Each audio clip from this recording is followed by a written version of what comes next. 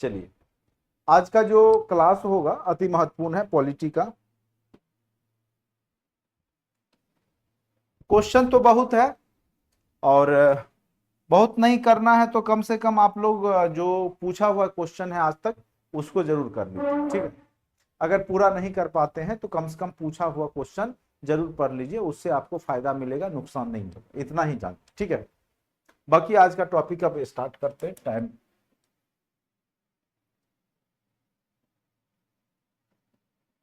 मैं इसलिए बोलता हूं कि मेरा वो जांचा परखा हुआ है और मैंने कई बार देखा है कि कुछ क्वेश्चन जो ऑब्जेक्टिव लड़ने होंगे तो लूसेंट के ही लड़ते हैं, बाद बाकी कोई बुक नहीं है जो कि आपका लड़ाएगा,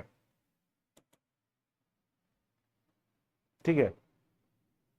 मार्केट में अभी ढनेरों आप देखिएगा, हर एक प्रकाशन जो है बीपीएससी टीचर का अपना बुक निकाल दिया है और सारा डाटा प्रीवियस कोई भी एग्जाम का है उठा उठा के डाल दिया है। तो उससे आपका थोड़ा सा, उससे कहीं ज़्यादा बेहतर है कि आप एक बुक वो सब दिन के लिए पढ़ सकते हैं। जैसे थ्योरी हो गया, जैसे हमने आपको चैप्टर वाइज बहुत पढ़ाया, तो अब आप लोग ऑब्जेक्टिव बना भी रहे होंगे। लूसेंट हमने तो शुरू से ही बोला है, बार बार बोला है कि लूसेंट ऑब्जेक्टिव बनाइए, ठीक है।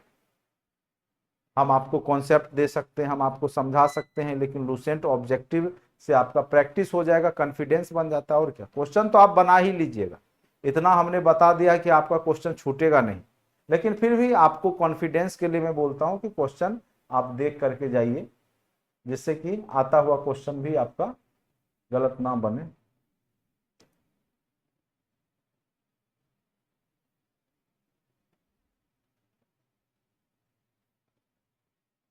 चलिए, अब आते हैं यहाँ पर। आज हम लोग पढ़ेंगे विधायिका। क्या टॉपिक का नाम है? तो विधायिका, ठीक है।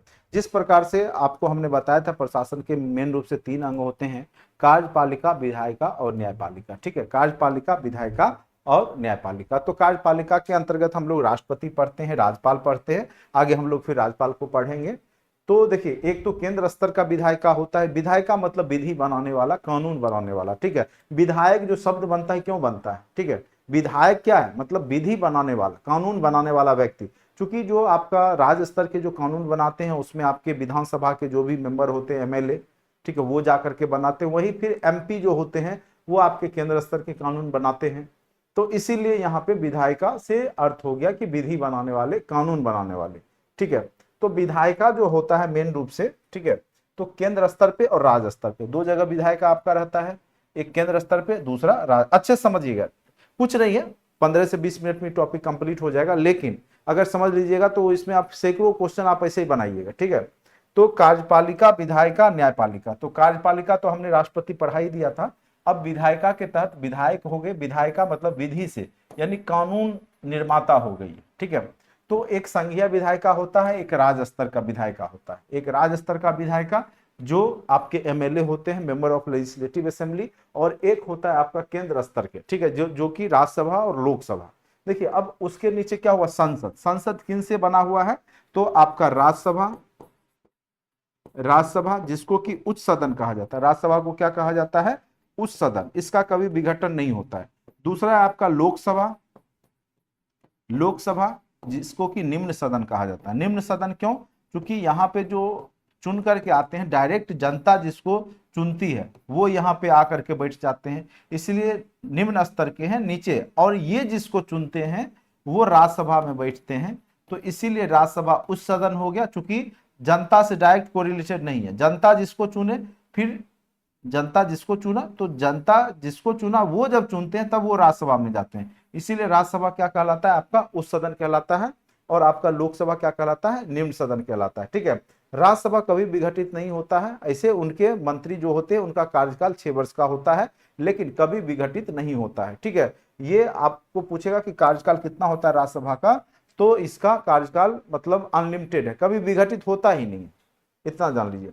दूसरा है, और तीसरा है आपका राष्ट्रपति। तो 3 मिलकर के ही संसद बनाते हैं और तीनों मिलके ही कानून भी बनाते हैं। जब लोकसभा राज्यसभा में पारित हो जाता है कोई भी कानून, तो राष्ट्रपति जब साइन करते हैं तब जाकर के, ठीक है, तब जाकर के वो कानून बनता है।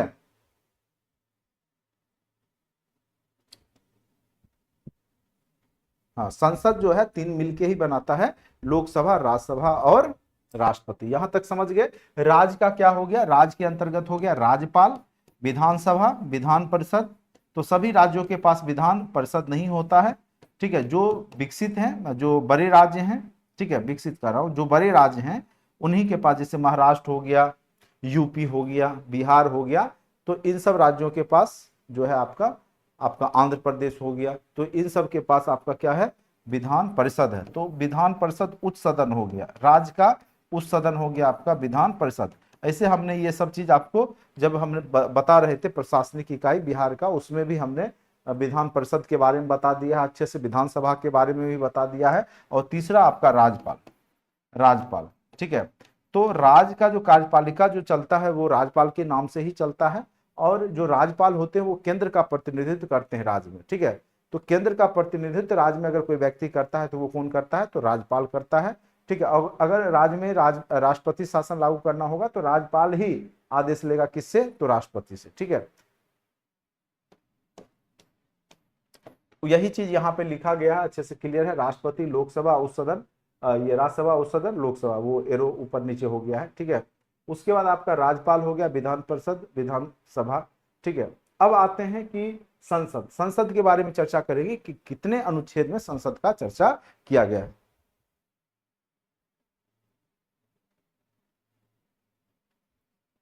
आगे अभी चर्चा करेंगे, सारा आपका जो डॉट है वो सारा क्लियर हो जाएगा, ठीक है। राज्यसभा, उच्च सदन, ठीक है। अब अनुच्छेद 80 के तहत क्या होता है, अनुच्छेद 80 के तहत सबसे पहले जानिए अनुच्छेद 79, 79 क्या कहता है कि संसद, संसद होगा, देश में क्या होगा, संसद होगा, संसदीय शासन की बात करता है अनुच्छेद 79, जिसमें आपका संसद के अंतर्गत लोकसभा, राज्यसभा और राष्ट्रपति, ये तीनों अंग होते हैं संसद के। और इसकी चर्चा किस में है, तो ये जो है आपका अनुच्छेद 79 के तहत। तो संसद हो गया, संसद तीनों मिलकर के, संसद और सांसद में अंतर है, जो उसके सदस्य होते हैं वो सांसद कहलाते हैं, और संसद हो गया जो भवन हो गया जिसमें जाकर के ये लोग बैठते हैं, लोकसभा, राज्यसभा जो है, ठीक है। अब आ जाते हैं राज्यसभा। तो राज्यसभा उस सदन है, और इसका चर्चा जो भारतीय संविधान में है वो अनुच्छेद 80 में किया गया है। राज्यसभा की चर्चा किस में है, अनुच्छेद 80 में है, जबकि संसद का चर्चा अनुच्छेद 79 में है। सीटों की अधिकतम संख्या राज्यसभा में कितना है, राज्यसभा में 250 सीट है।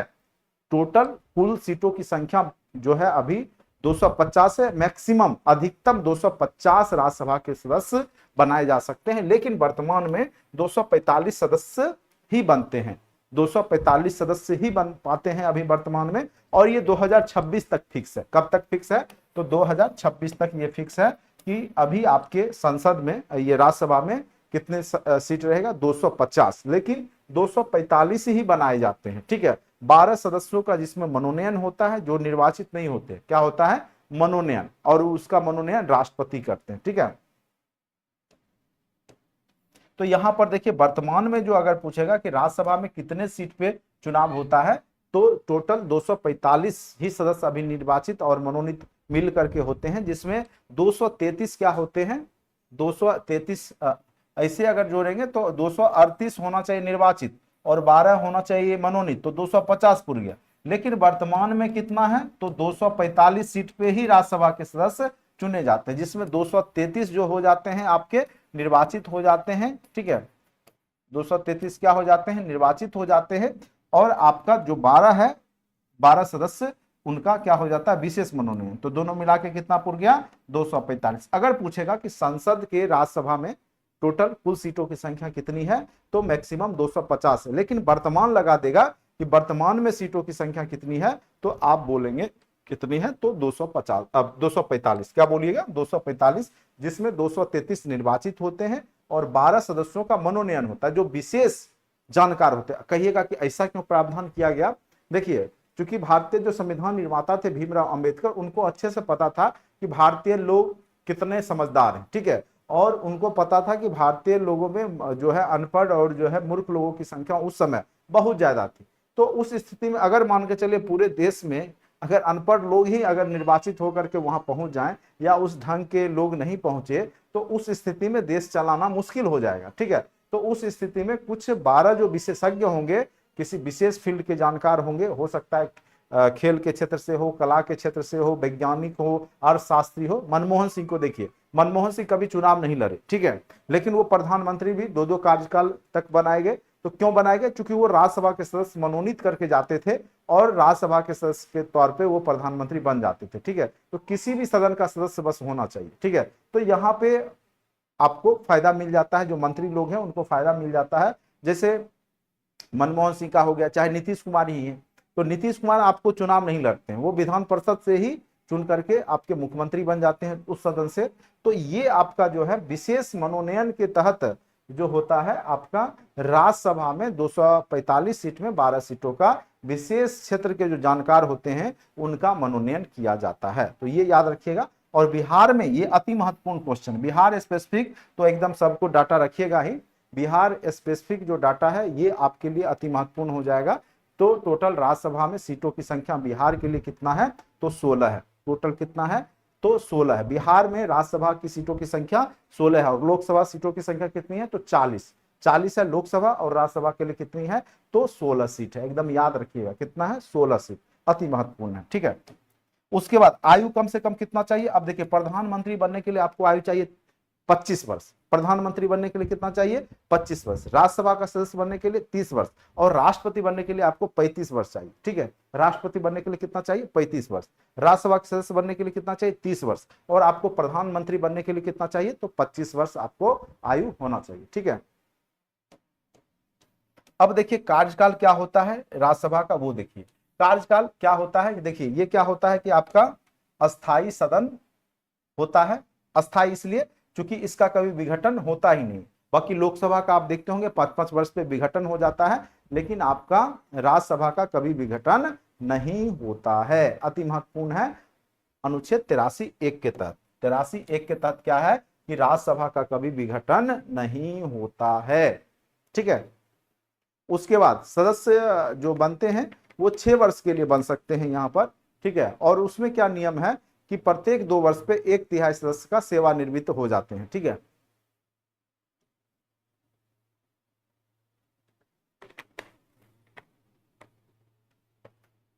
यानी जिनका जिनका 6 वर्ष पूर्ते जाएगा, ठीक है, टोटल सदस्य जितने भी हैं, जैसे 245 सदस्य हैं, उसका 1/3 सदस्य जिनका 6 वर्ष पूरा हो गया तो वो हट जाएंगे, फिर उसी के जगह पे नए सदस्य आ जाते हैं, फिर वो 6 वर्ष तक रहेंगे, ठीक है। लेकिन 2-2 वर्ष पे ही उनकी छटनी होती है, मतलब जिनका 6 वर्ष पूर जाता है वो, ठीक है। इसलिए यह निरंतर चलता रहता है, इसलिए यह अस्थायी सदन है, ठीक है। देखिए वही चीज लिखा हुआ है, कोई भी सदस्य बनते हैं कितने वर्ष के लिए। हाँ पूछेगा राज्यसभा के सदस्यों का कार्यकाल कितने दिन का होता है, तब बोलना है 6 वर्ष। लेकिन राज्यसभा का कार्यकाल पूछ दे तो कभी विघटित नहीं होती है, ठीक है। प्रत्येक 2 वर्ष पर 1/3 सदस्य सेवानिवृत्त हो जाते हैं। 245 है तो उसका 1/3 भाग सेवानिवृत्त हो जाएंगे 2 साल पे, जिनका 6 वर्ष पूरा हो चुका है, और उतने ही सदस्य फिर निर्वाचित हो जाते हैं, उसमें चले आते हैं, ठीक है। और वो सदस्य संख्या 245 बनी रहेगी या 250 मैक्सिमम, ठीक है। भारत का उपराष्ट्रपति राज्यसभा का पदेन सभापति होता है अनुच्छेद 89 के तहत। तो ये याद रखिएगा कि जो आपके उपराष्ट्रपति होते हैं वही आपके यहाँ पे क्या होते हैं, राज्यसभा के पदेन सभापति होते हैं, और उन्हीं के माध्यम से पूरा राज्यसभा संचालित होता है। लेकिन ये कभी ये अगर पूछे कि क्या ये राज्यसभा के सदस्य होते हैं या लोकसभा के, तो ये किसी भी सदन के सदस्य नहीं होते हैं। वास्तव में ये किसी भी सदन के सदस्य नहीं होते हैं, ठीक है। ये याद रखिएगा कि जो आपके सभापति हैं, ठीक है, उपराष्ट्रपति जो सभापति होते हैं राज्यसभा के, वो किसी भी सदन के सदस्य नहीं होते हैं, ठीक है। वेतन इनको सिंचित निधि से दिया जाता है, और इनका कार्य क्या है कि आपका सभा को सुचारू रूप से चलाना। साथ ही महासचिव जो होते हैं, जो लेखा जोखा, और ये खास करके आईएएस अधिकारी होते हैं महासचिव, जो कि वहां का जो सचिवालय होता है, जो कागजी काम होते हैं, जो भी लिखा पढ़ेगा जो काम होगा हिसाब का, वो महासचिव के माध्यम से होता है। क्लर्कियल जितने भी होंगे, तो अपर जो भी होंगे वहां पे, वो महासचिव कहलाते हैं। जितना भी, चूंकि सारा डाटा पे आधारित काम होता है, ऑफिशियल वर्क होता है उसके अंदर भी राज्यसभा में, तो वो महासचिव के देखरेख में होता है। लेकिन वो अस्थायी नियुक्ति होती है, वो आईएएस कैडर के ही होते हैं, वो उसी में जिनका, ठीक है, कह सकते हैं कि जो सीनियर होते हैं उसमें से, ठीक है। इनकी नियुक्ति सभापति के द्वारा की जाती है। सभापति का सलाहकार की भूमिका भी निभाते हैं। तो महासचिव के बारे में जान गए आप लोग, महासचिव कौन होते हैं, तो उसकी जो कार्यकारिणी इकाई है उसके अध्यक्ष होते हैं, और जो भी सभापति को सलाह देने का भी काम करेंगे ये।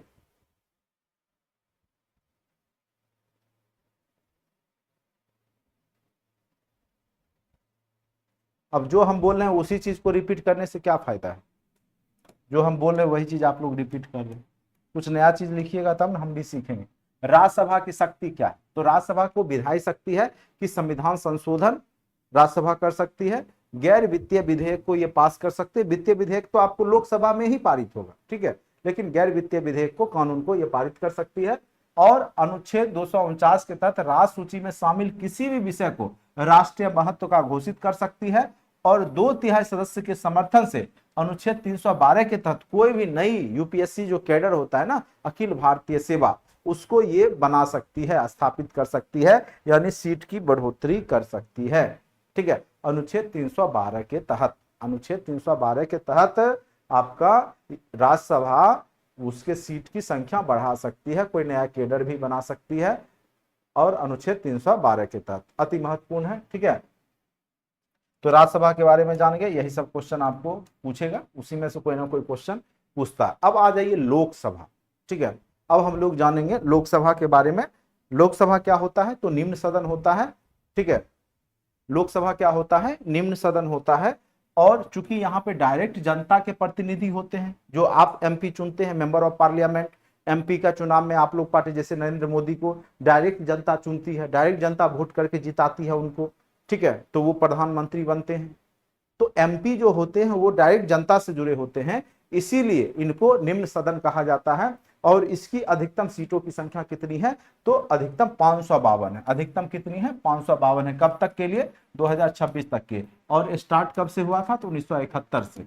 तो 1971 से यही सीटों की संख्या है, मैक्सिमम 552, और खत्म कब हो जाएगा, 2026 में। इसीलिए नरेंद्र मोदी ने पहले से ही सीट की संख्या वहां पे बढ़ा दी है, और नया सचिवालय वहां पे बना दिया गया है, संसद भवन, ठीक है।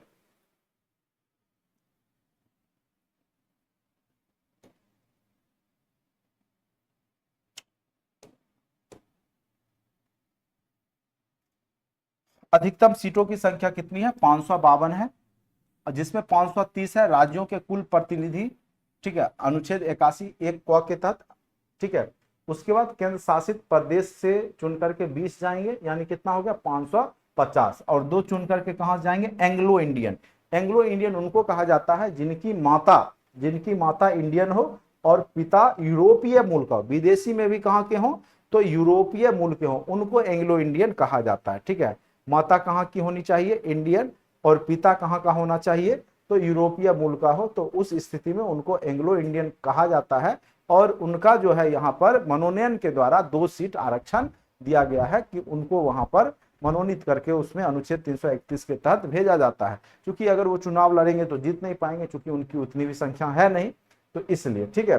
तो केंद्र शासित प्रदेश से 20 सदस्य चुन करके जाते हैं लोकसभा में, और राज्यों से 530 जाते हैं, और 2 एंग्लो इंडियन। लेकिन वर्तमान में इतने सदस्य पे चुनाव नहीं होता है, ठीक है, मात्र 545 सीट पे ही आपका होता है, जिसमें 2 एंग्लो इंडियन को पहले ही हटा दीजिए। अभी वर्तमान में एंग्लो इंडियन सदस्य नहीं चुने जाते हैं, ठीक है। उसके बाद 13 आपका संघ राज क्षेत्र से, और 530 जो है आपके राज्यों से, ये बस चुन करके जाते हैं, ठीक है। तो 543 पे ही आपका चुनाव होता है। लेकिन अगर इससे पहले जो लोकसभा हुआ उसमें देखिएगा तो मात्र 542 सीट पे ही हुआ, क्योंकि एक सीट जो केरल का कोई जगह था जहां पे कांग्रेस की पार्टी का जो है कुछ हुआ था, वहां पे मामला मुझे जहां तक की याद है, तो 542 सीट पे ही निर्धारित, क्योंकि बहुत ज्यादा अंतर मत से यहाँ पे जीते हुए थे, बहुमत तो सरकार की थी ही, तो फिर दोबारा वहां चुनाव नहीं कराया गया था, कुछ कारण से वहां पे चुनाव जो है स्थगित हो गया था, ठीक है। तो 542 सीट पे ही हो पाया था जो अभी आपका जो लोकसभा चल रहा है, ठीक है। तो 543 सीट ऐसे वर्तमान में है, याद रखिएगा, ठीक है। 545 सीट पे होना चाहिए, जिसमें एंग्लो इंडियन को हटा दीजिए, अभी नहीं हुआ था। चलिए, अब है इसके लिए आयु कितनी होनी चाहिए, 25 वर्ष। इसके लिए आयु कितनी होनी चाहिए, कम से कम 25 वर्ष होना चाहिए। आपातकाल में अवधि 5 वर्ष से बढ़ाई जा सकती है। जब आपातकाल हो जाए, जब विदेशी आक्रमण हो जाए या जनता में यहाँ सशस्त्र विद्रोह हो जाए, राष्ट्रपति शासन लग जाए, उस स्थिति में, ठीक है, यहां पर 5 वर्ष से बढ़ाया जा सकता है। जैसे कोरोना आ गया, ठीक है। आवाज नहीं जा रहा है क्या? आवाज नहीं जा रही है? कोई व्यक्ति बोले आवाज नहीं जा रही है।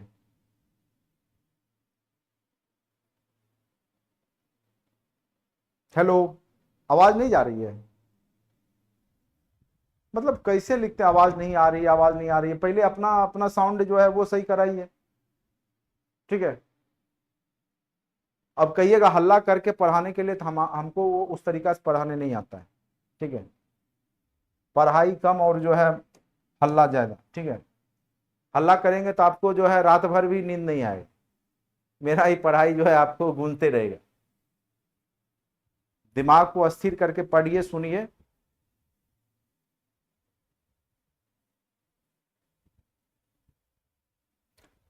देखिए, हम उतना जोर जोर से आपको चिल्ला के नहीं पढ़ाते हैं, इसीलिए आप लोग को थोड़ा सा साउंड कम जा रहा होगा।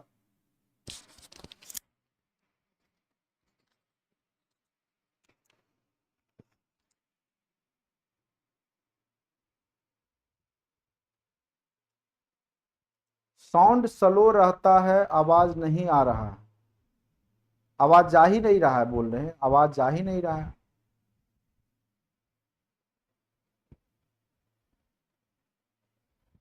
आपका सिस्टम गड़बड़ है, आप सिस्टम सुधारिए पहले अपने, ठीक है। आवाज सबका सही है, एक व्यक्ति का ही गड़बड़ है। या ये हम बोल सकते हैं कि आवाज आपको थोड़ा स्लो जाएगा या कम जाएगा, ठीक है, चूंकि हम चिल्लाने, और ये फिक्स है, इसमें ना बढ़ा रहे हैं हम ना घटा रहे हैं, ठीक है। बाकी आप लोग जो है, हमने बार बार बोला है, जब भी आप ऑनलाइन क्लास लीजिए कहीं से भी या किसी का भी पढ़िए, तो ईयरफोन जरूर लीजिए, ईयरफोन जरूर लगाइए कान में। आप सोचिएगा मोबाइल के साउंड से तो वो तरह तरह के बाहरी आवरण के आवाज में आप नहीं सुन पाइएगा, ईयरफोन लगाइए।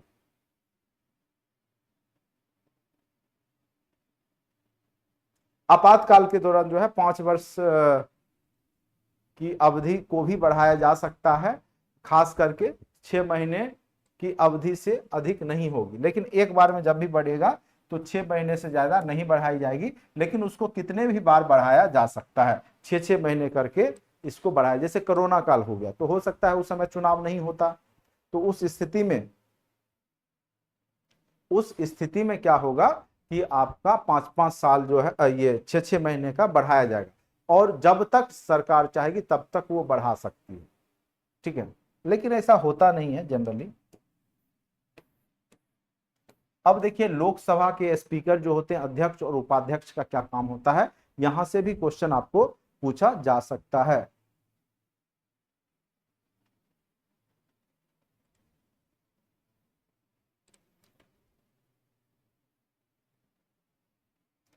देखिए, आप लोग के साथ बहुत ज्यादा समस्या है, ठीक है। उतना समस्या का जो है हम निदान नहीं कर सकते हैं।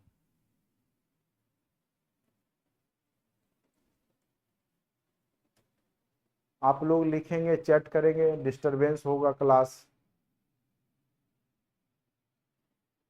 ईयरफोन लगाते हैं तो सर दर्द करता है, मलहम लगाइए। चलिए, लोकसभा अध्यक्ष और उपाध्यक्ष, अनुच्छेद जो है आपका 93 से 97 तक इसका चर्चा है। कार्य जो है इसका क्या है कि कोई विधेयक धन विधेयक है या नहीं, यह बात क्लियर कौन करेगा? लोकसभा स्पीकर ही करते हैं, लोकसभा अध्यक्ष। और सभा को सुचारू रूप से चलाने का काम भी जो होता है वो लोकसभा अध्यक्ष ही करते हैं। बिल्कुल नहीं, ये सब आर्टिकल आपको याद करने की आवश्यकता नहीं है, ठीक है। ये सब नहीं पूछता है, नहीं पूछेगा आपको अनुच्छेद 93 से 97, ये नहीं पूछेगा। बहुत करेगा तो अनुच्छेद लोकसभा से संबंधित पूछ सकता है, संसद 79 पूछ सकता है, ठीक है। ये सब उतना महत्वपूर्ण नहीं है, ठीक है। और ऐसे भी हम सिलसिलेवार पढ़ाए हैं, तो अनुच्छेद आप अंदाज भी लगा के आंसर सही कर लीजिए, ठीक है। अगर दिमाग थोड़ा सा भी लगाइएगा तो आपका सही हो जाएगा कि सिलसिलेवार ढंग से कौन कौन चैप्टर कैसे कैसे पढ़े, ठीक है। सदनों की संयुक्त बैठक की अध्यक्षता, देखिए सदनों की संयुक्त बैठक को बुलावा कौन देगा? राष्ट्रपति बुलाएगा, राष्ट्रपति। लेकिन अध्यक्षता कौन करते हैं? तो लोकसभा अध्यक्ष ही करते हैं। तो दोनों सदन को बुलाने का काम जो है वो राष्ट्रपति करते हैं। जब कोई भी विधेयक हो, कानून बनाना जरूरी है देश के लिए, लेकिन वो जब अलग अलग है, लोकसभा राज्यसभा में जाता है, जब पारित नहीं होता है, उस स्थिति में राष्ट्रपति क्या करते हैं कि दोनों सदन को एकत्रित करते हैं एक साथ, ठीक है। तो बुलाने का काम करते हैं राष्ट्रपति, लेकिन अध्यक्षता कौन करेंगे? लोकसभा स्पीकर, लोकसभा अध्यक्ष, ठीक है। किसी भी प्रस्ताव पे बराबर मत पड़ गया तो इनको ऐसे वोट देना नहीं है, लेकिन जब आपका बराबर हो गया, जैसे पक्ष में भी 50 और विपक्ष में भी 50 हो गया, तो वो अब जिधर एक वोट दे देंगे विपक्ष की ओर तो विपक्ष जीत जाएगा, पक्ष की ओर दे देंगे तो पक्ष वाला जो है जीत जाएगा। तो उस स्थिति में जब ड्रॉ होता है मैच, यहाँ का मैच कह सकते हैं, तो जब बराबर हो गया दोनों, ठीक है, कि वह विधेयक पारित होना चाहिए, आना चाहिए, ठीक है, तो उस केस में जब बराबर आ जाए मत की संख्या, तो उस समय जो है लोकसभा अध्यक्ष निर्णायक मत दे करके अपना भूमिका निभाते हैं, ठीक है। कितना हमसे क्लास करवाइएगा, अनुच्छेद का अलग, अभी पढ़ा रहे तभी देख लीजिए ना उसको, ठीक है। अनुच्छेद आप ऐसे पढ़िएगा तो याद ही नहीं रहेगा जब तक उस चैप्टर को नहीं समझिएगा। वो सब आपका काम है, सारा काम आप हम पे नहीं छोड़िए कि अनुच्छेद हम बार बार पढ़ाएंगे। जब जब चैप्टर हो रहा है तो अनुच्छेद हम पढ़ा ही रहे हैं, अब फिर कहिएगा 395 अनुच्छेद पढ़ाने में तो 5 क्लास लग जाएगा उसको पढ़ाने में, ठीक है, वो संभव नहीं है। आप लोग ऑब्जेक्टिव बनाइए, सेट बनाइए, याद कीजिए, नोट्स आपके पास है, ठीक है। बैठक की घनपूर्ति कुल का 1/10, यानी टोटल जितना भी सीट है उसका कम से कम 1/10 सदस्य उपस्थित होंगे, तभी वह बैठक मान्य होता है। जैसे 550 सीट है तो 550 55 लोग कम से कम लोकसभा में जाएंगे और 250 हो गया उसका, ठीक है। तो जितना भी सीट है टोटल, उसका कम से कम 10% लोग रहेंगे उस सदन में, तभी वह क्या होगा, उस बैठक की मान्यता होती है। चलिए अब आज ये प्रोटेम स्पीकर, कई बार लोग को लगता है कि जो प्रोटेम स्पीकर लोकसभा स्पीकर को ही कहा जाता है, लेकिन ऐसी बात नहीं है। ये क्या होते हैं? लोकसभा के वरिष्ठ सदस्य होते हैं, और ये क्या करते हैं कि पहले से चूंकि ये कई कार्यकाल बिताए हुए रहते हैं, तो इनको जानकारी होता है कि किस प्रकार से यहाँ पर शपथ ग्रहण करवाया जाए नए सदस्यों का, और लोकसभा स्पीकर को किस प्रकार से चुना जाए, और फिर उनका शपथ ग्रहण। तो जब तक लोकसभा स्पीकर नहीं चुने जाते हैं तब तक के लिए एक प्रोटेम स्पीकर बनाया जाता है, जो कि उनके अगुवाई में ही लोकसभा स्पीकर भी, चूंकि लोकसभा स्पीकर भी होते हैं, एमपी ही होते हैं, ठीक है, मेंबर ऑफ पार्लियामेंट ही होते हैं, वो भी कहीं से चुन के ही आते हैं, वो लोकसभा के ही सदस्य होते हैं, उन्हीं में से एक को चुना जाता है, ठीक है। तो उनको चुनने का, चूंकि उससे पहले तो विघटित हो गया रहता है, तो वहां पे प्रोटेम स्पीकर एक व्यक्ति, जो बुजुर्ग व्यक्ति हैं, उनको चुन लिया जाता है, ठीक है, और उनके माध्यम से वहां पर फिर आपके लोकसभा स्पीकर चुने जाते हैं, ठीक है। तो वही सब प्रोटेम स्पीकर के बारे में देखिए क्या लिखा हुआ है। लोकसभा का वरिष्ठतम सदस्य होते हैं, वरिष्ठ सदस्य होते हैं, ठीक है, जो कई कार्यकाल बिता चुके हैं, ठीक है। उसके बाद लोकसभा अध्यक्ष के चुनाव में सदन की मदद करता है तथा नवनिर्वाचित सदस्यों को शपथ ग्रहण करवाता है, ठीक है। तो सबसे बड़ी बात है कि इनका काम क्या है कि लोकसभा अध्यक्ष का जब तक चुनाव नहीं होता है तो उसके चुनाव में सदन को मदद करना, और जो भी नए सदस्य चुने जाते हैं नवनिर्वाचित सदस्यों को शपथ ग्रहण करवाते हैं ये, ठीक है।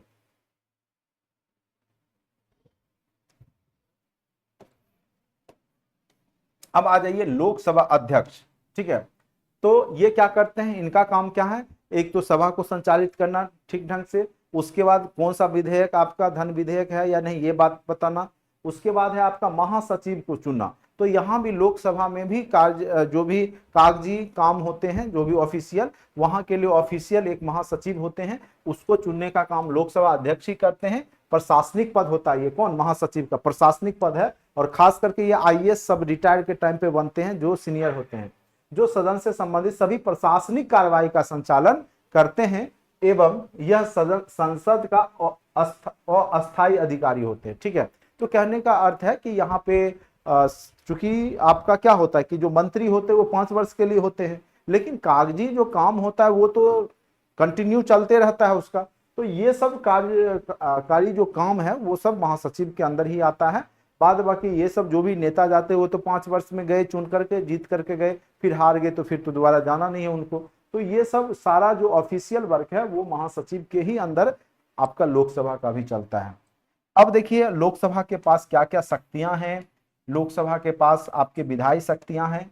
विधायी शक्ति यानी कानून बनाने से संबंधित शक्ति, विधायी शक्ति मतलब कानून बनाने से संबंधित शक्ति लोकसभा के पास है। वो क्या है?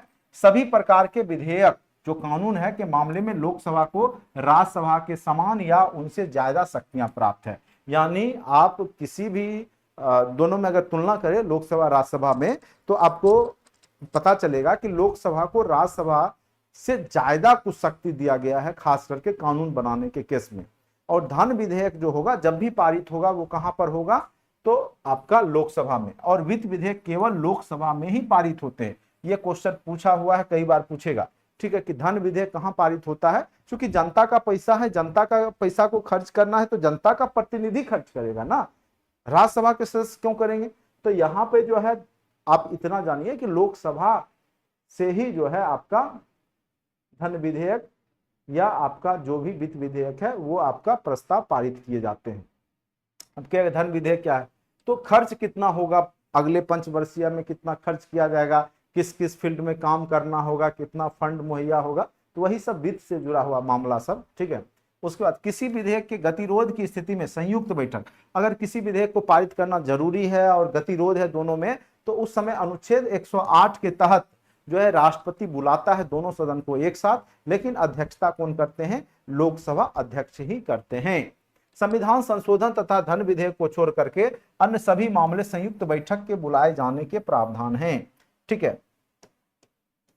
अब देखिए इस सदन का नेता कौन होता है? तो मेन नेता आपका प्रधानमंत्री ही होते हैं, और विपक्ष का नेता प्रत्येक सदन का 1/10 जो जिसको भी वोट मिल जाता है, यानी जो सीट जीत के आता है, जैसे टोटल 550 है, तो जो भी पार्टी 55 सीट प्लस जीत जाए वो विपक्ष का नेता हो जाती है। लेकिन इस बार अगर आप देखिए इस चुनाव में लोकसभा में तो कोई मजबूत विपक्ष है ही नहीं, क्योंकि 52 सीट कांग्रेस के पास गया था, उसका भी 55 नहीं पूरा हुआ था, ठीक है। तो 55 सीट किसी के पास लगभग नहीं है, तो विपक्ष है ही नहीं, अभी आपका लोकसभा में विपक्ष है ही नहीं, ठीक है। उसके बाद वर्ष 1969 में विपक्ष का पहला नेता लोकसभा कौन बने थे? लोकसभा में विपक्ष का जो पहला नेता बने थे राम सुलग सिंह। राम सुलग सिंह जो हैं वो विपक्ष के पहला नेता बने थे 1969 में, और आपका संविधान लागू हो गया था 1950। यानी 1950 से 1969 के बीच में कांग्रेस के खिलाफ कोई भी ऐसा पार्टी नहीं उभरा था जो उसका विरोध करके, यानी आपका यहां पर विपक्ष की भी भूमिका निभाता।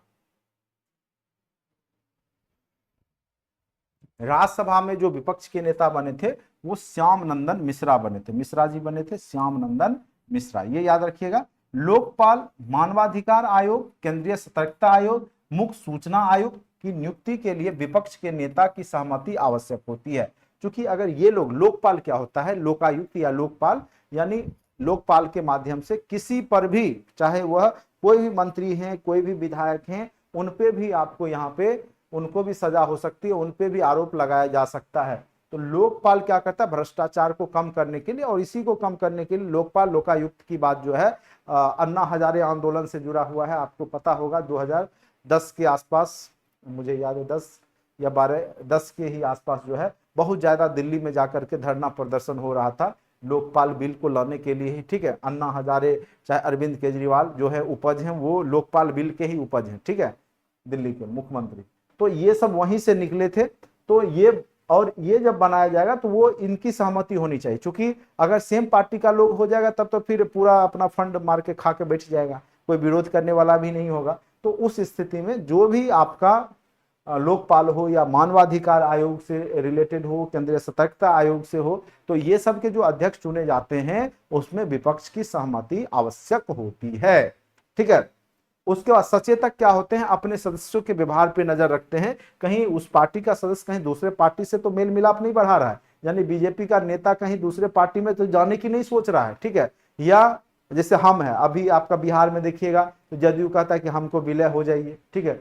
तो उस स्थिति में सचेतक का काम क्या है? कि उस पर निगरानी रखता है कि वो किसी दूसरे पार्टी में जाकर के ना मिल जाए, उसका खबर रखना। उस स्थिति में क्या करेगा? होटल में पैक कर देगा सबको एक जगह करके, चलो अब इसको खरीद बिक्री नहीं हो सकता है, ठीक है।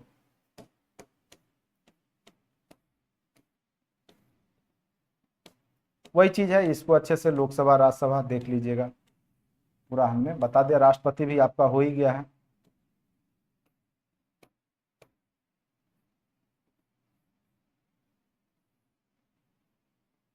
उपराष्ट्रपति के बारे में थोड़ा सा और तथ्य जान लीजिए। 35 वर्ष आयु होना चाहिए, कार्यकाल 5 वर्ष का होता है। शपथ पत्र और त्याग पत्र दोनों जो है, शपथ भी राष्ट्रपति ही दिलाते हैं उपराष्ट्रपति को, त्याग पत्र भी राष्ट्रपति उपराष्ट्रपति राष्ट्रपति को ही देते हैं। पद सभापति राज्यसभा के होते हैं, और इनका अभी वर्तमान में मासिक वेतन 4 लाख मिलता है, ठीक है। मासिक वेतन इनका क्या है, 4 लाख रुपया। इसको अपडेट कर लीजिएगा, हो सकता है कि बढ़ गया होगा, क्योंकि ये लोग कब बढ़ा लेते हैं पता नहीं चलता है अपना वेतन, ठीक है। आप लोग का, हमारा जो टीचर लोग का वेतन अगर बढ़ेगा तो पहले तो हो हंगामा शुरू हो जाता है, ठीक है। लेकिन ये लोग रातों रात कब बढ़ा लेते हैं अपना वेतन पता भी नहीं चलता है जनता को, और सब मिल जाते हैं उसमें, सब साठगांठ, ठीक है।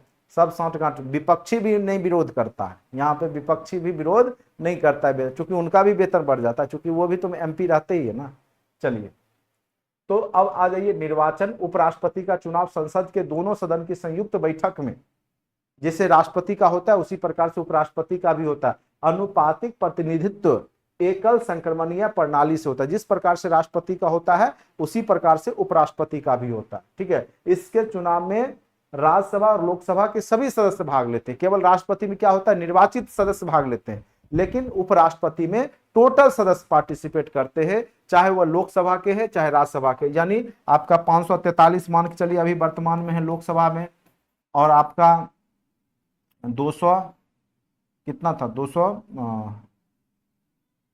टोटल 245 पे होता है लगभग, ठीक है। तो इतना, ठीक है। तो ये लगभग 5 3 8 4 4 8 5 2 7, नहीं इससे कम ही था शायद। टोटल 200, राज्यसभा में टोटल कितना सीट था वो देख लीजिएगा। तो ये इतने लोग ही वोट वहां पे करते हैं, ठीक है। तो मैक्सिमम वर्तमान 245 सीट है, और 543 पे चुनाव हुआ है, तो 545 कह सकते हैं इसको। तो ये 545 और जो है 245 लगभग जोड़ लीजिएगा, उसी के आसपास यहाँ पे जो एमपी लोग पार्टिसिपेट करते हैं, इनके एकल संक्रमणीय 888 लोग सर, 888 नहीं होगा, 788, ठीक है।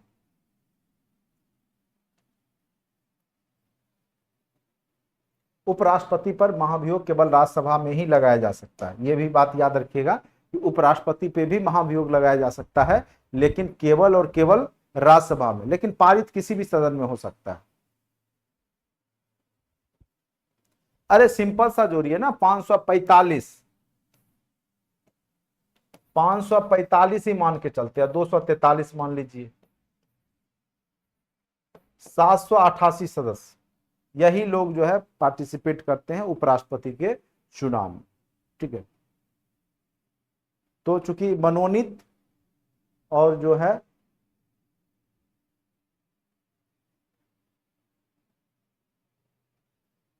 इसमें क्या है कि सभी सदस्य, जो भी सदस्य हैं चाहे मनोनीत हैं वो भी पार्टिसिपेट करते हैं, बस अंतर यही है। उसमें क्या था, केवल निर्वाचित ही करते थे, राष्ट्रपति में, दोनों में अंतर यही है।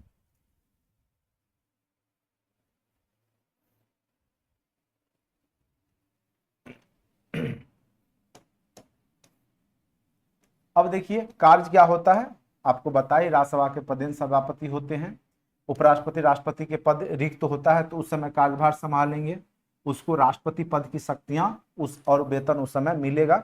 अभी तक जो भी राष्ट्रपति हुए हैं उनके बारे में यहाँ पे अच्छे से देख लीजिएगा।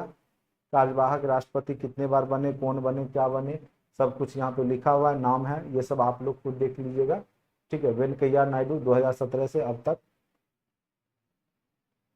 अभी उपराष्ट्रपति बदल गए हैं ना, उपराष्ट्रपति अभी कौन है, जगदीप धनखड़,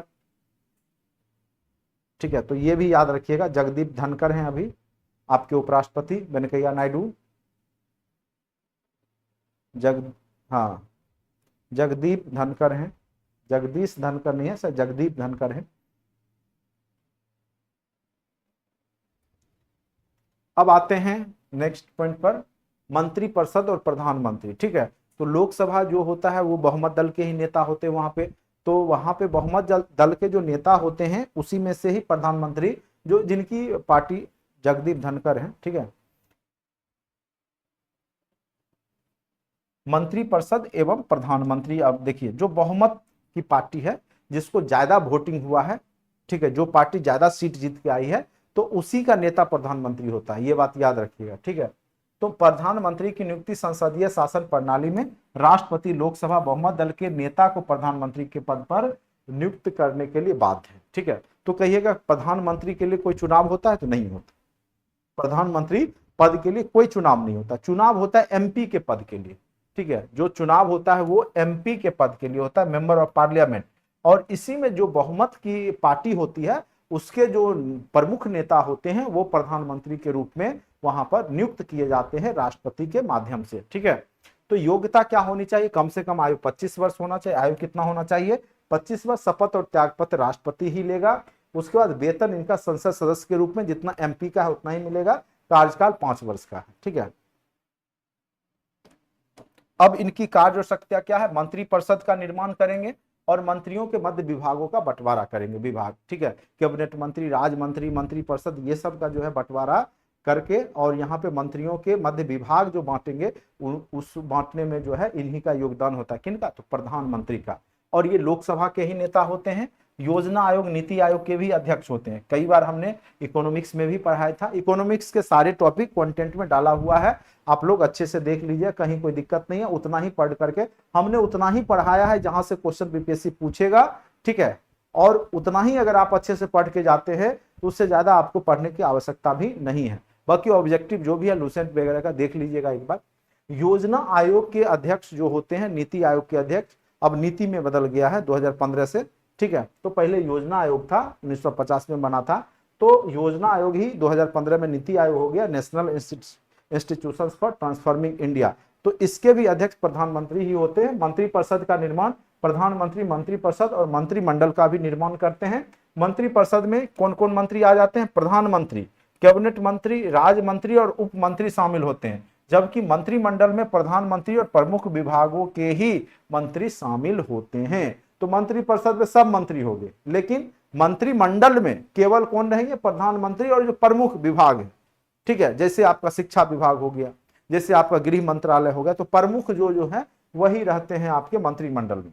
कार्यपालिका संबंधी शक्तियां मंत्रिपरिषद में ही निहित होती है। तो जितना भी कार्यपालिका का काम होगा वो मंत्रिपरिषद के माध्यम से ही होगा।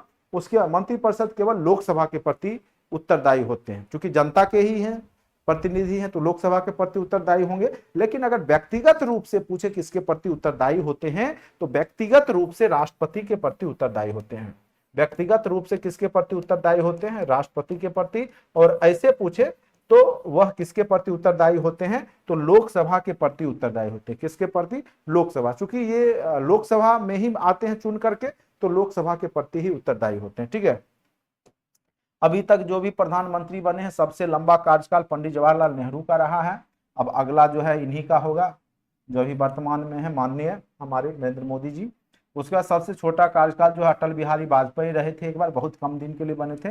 प्रथम गैर कांग्रेसी प्रधानमंत्री बने हैं मोरारजी देसाई।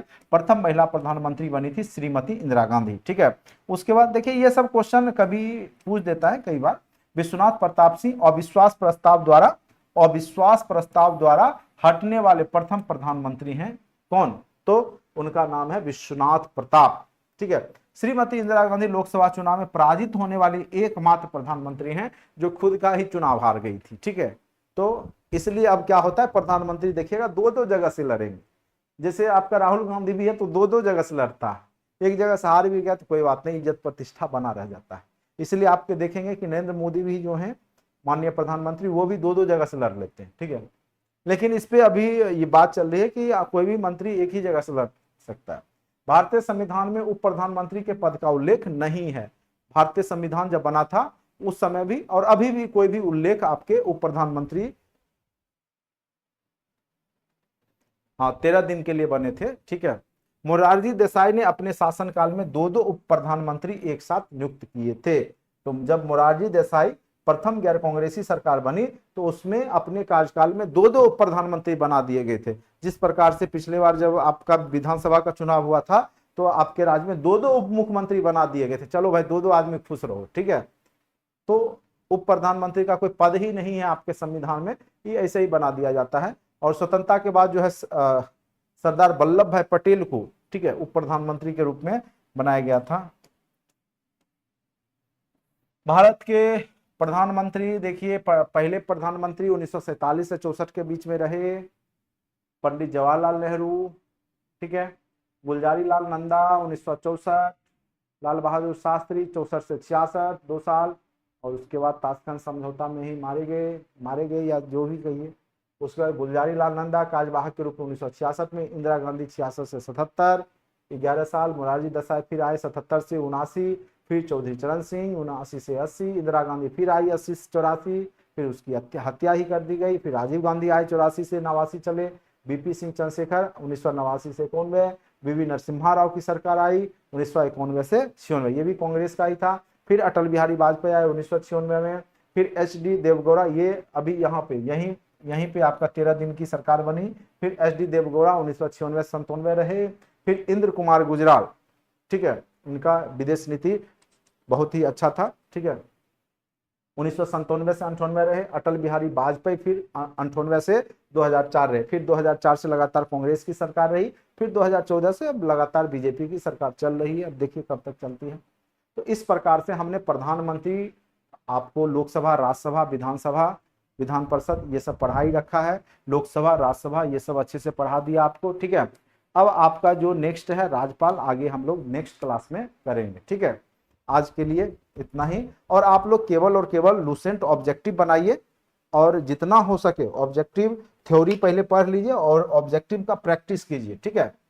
अब जितना आप लोग मेहनत कीजिएगा उतना ही आप लोग का तैयारी बेहतर होगा। बाकी कॉन्सेप्ट की जहां तक की बात थी, हम आपको थ्योरेटिकली रूप से अच्छे से आपको बता दे रहे हैं। हाँ, नेक्स्ट क्लास में अब खत्म हो जाएगा।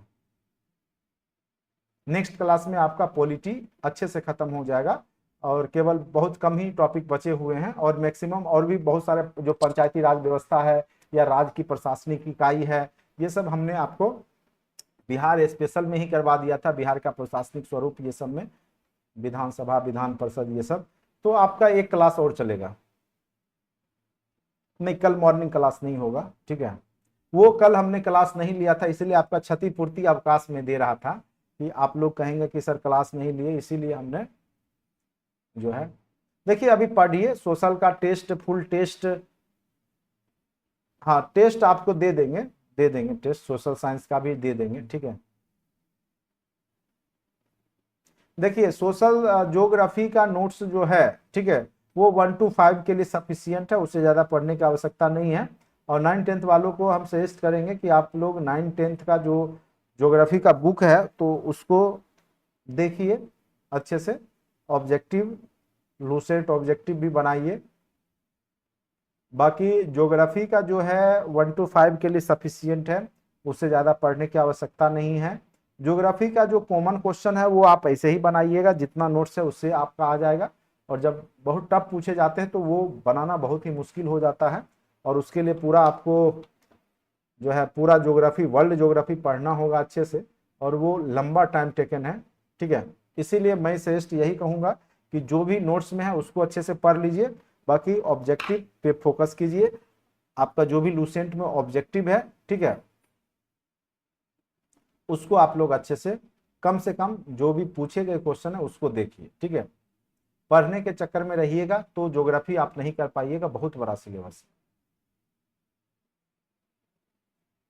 एनसीईआरटी से आएगा क्या आएगा वो तो परीक्षा के बाद ही आपको पता चलेगा, ठीक है। क्वेश्चन कहीं से नहीं आएगा, क्वेश्चन ये जो नोट्स दिए हैं वहीं से रहेगा, अच्छे से पढ़िए, ठीक है। बाकी ऑब्जेक्टिव लूसेंट का बनाइए, थ्योरी पढ़िए, और बाकी सेट उट दे रहे हैं, टेस्ट उस्ट, वो सब लगाइए, वही सब से आपका रिजल्ट बन जाएगा, ठीक है।